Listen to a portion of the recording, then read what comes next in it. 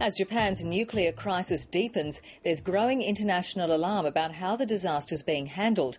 Desperate measures are being employed by the Japanese military in an attempt to stabilise the damaged reactors, but they appear to have had little impact. A 20-kilometre exclusion zone is in place, but US authorities say it needs to be at least 80 kilometres. And Australia has joined the call of many other countries encouraging their citizens to leave. These are the dramatic before and after images of the stricken Fukushima plant. As you can see, parts of it have simply been swept away. Smoke is leaking out, and in this photo you can see severe damage to 4 reactors. Japan has 54 nuclear plants dotted across the nation. 11 of them have been knocked out of action by the quake and tsunami. 3 others are also in big trouble.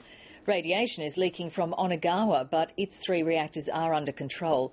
South at Tokai, a cooling pump in the reactor has failed, but only the Fukushima plant is on the brink of catastrophe. The ABC's Hayden Cooper reports from Tokyo. It's become this desperate. Defence helicopters on a last-ditch water bombing mission above Fukushima. 4 times they sprayed Reactor 3, unloading more than 20 tonnes of water.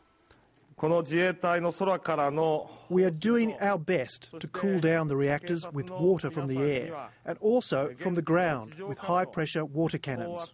Reactors 2 and 3 are teetering on the brink. Their containment vessels are thought to be damaged. If they give way, cooling the core will be impossible. It will melt down and spew radioactive waste into the atmosphere. In Reactor 4, spent fuel rods are rumoured to be totally exposed, but that's a claim the Japanese deny. So will the water treatment work? No one seems to know for sure. After the mission, radiation levels had only dropped slightly. Within the evacuation zone, streets are deserted. Only a few hardy souls remain, and they are hopelessly depressed, feeling abandoned and betrayed. We weren't told when the first reactor exploded. We only heard about it on TV. The government doesn't tell us anything. We're isolated. They're leaving us to die.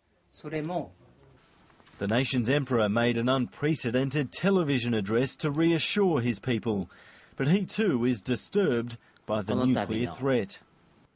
I am deeply concerned about the nuclear situation because it's unpredictable. With the help of those involved, I hope things will not get worse.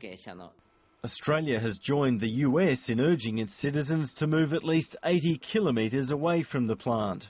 And further south in the capital, where anxiety is growing, the advice says think about leaving. Hayden Cooper, ABC News, Tokyo.